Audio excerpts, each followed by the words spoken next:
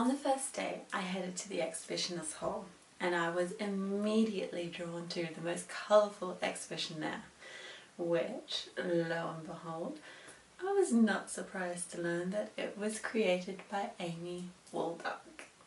I chatted with Amy about the role of an outreach librarian and how so many people didn't realise how much heavy labour was involved.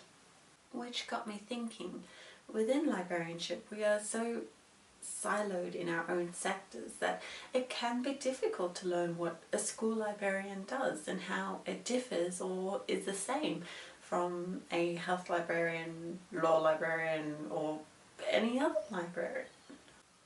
As for the conference though, because this is a reflection of APLIC, I honestly don't remember much about the sessions from the first day, but what I do remember is wanting to get up and dance to the amazing Indigenous music that we had playing for us.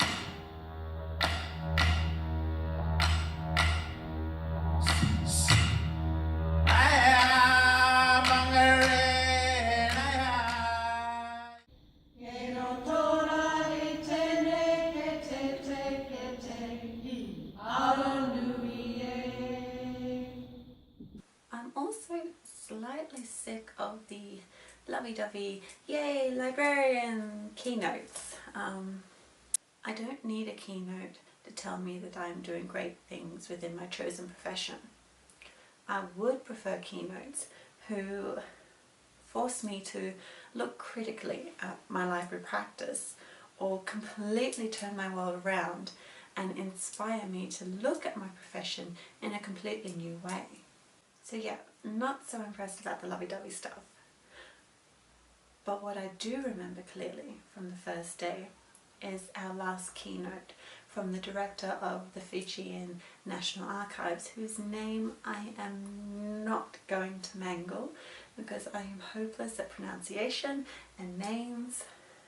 But he told us how the Fijian Archives use Facebook to connect with community and ended up crowdsourcing information from community to feed back into the archives to make that resource a richer resource for the Fijian people. Those sorts of activities, those sorts of stories really inspire me. It's the perfect use of social media to connect people to other people, cultural knowledge and their heritage. I mean, that's what we're all about as glam institutions, right? It was yet again brought to my attention that librarians enjoy talking about themselves with each other.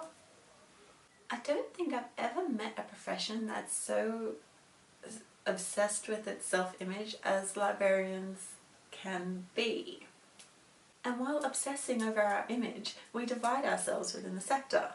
We prioritise various skill sets over others for working with different clients and in different environments. In conversation, if someone tells you they're a firefighter, you know what they do. If someone tells you they're a politician, you know what they do. If someone tells you they are a librarian, you're most likely going to get the response of, "Ah, so you get to read books all day." This division in practice and in image can make it hard for cross-sectoral research to get done. Research like Mike Jones's, who was actually mentioned many times in conversations that I was a part of at APLIC. Personally, I admire any tool, process or method that allows us to connect collections across glamour, bringing them into greater context so that we can tell epic stories about them. But looking at library land as it is and how divided we are in our various sectors, how can an idea like Mike's even take root?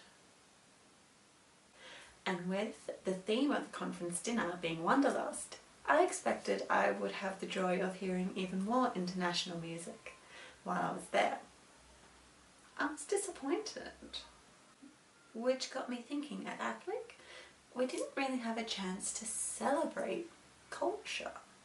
It was talked about, and we had various speakers from around the Asia Pacific area, but it kind of seemed like a token effort. If we're going to have a conference in Australia with so many cultures present from our sister nations, shouldn't we show it? Have some islander drums on display for people to have a go at. Music, something. Because at APLIC, I felt like that was a missed opportunity. I went to a couple of sessions about marketing at this conference, but the one that really stood out for me was Gemma from Melbourne Museum, her talk on marketing in special libraries.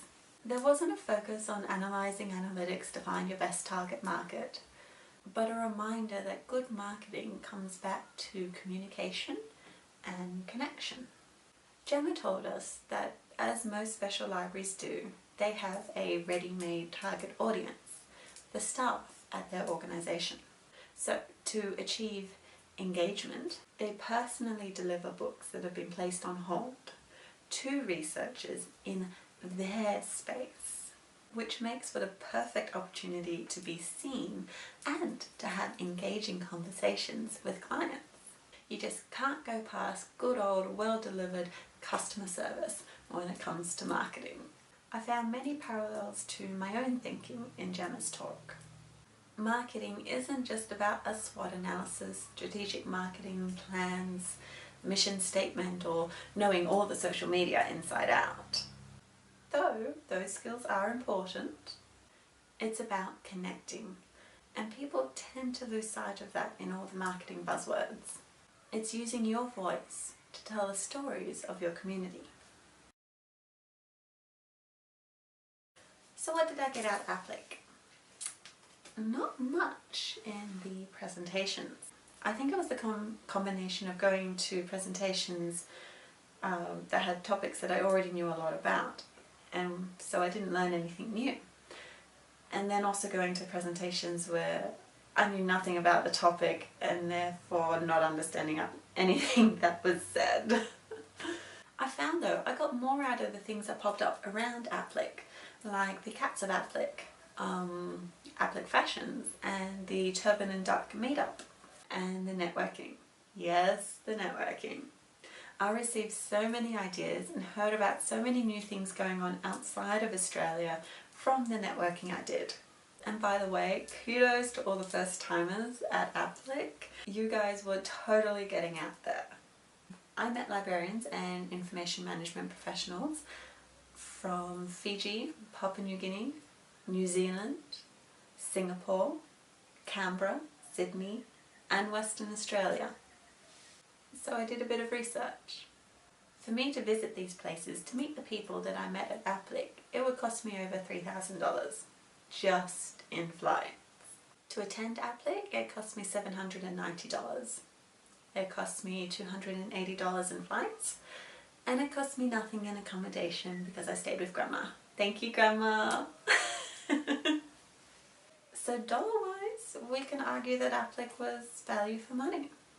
But, and there's always a but, I paid for myself to get to APLIC, and the time that I was at APLIC, I wasn't working and earning money, which can be a risky business for a mum with a young family and who works in a low-income job.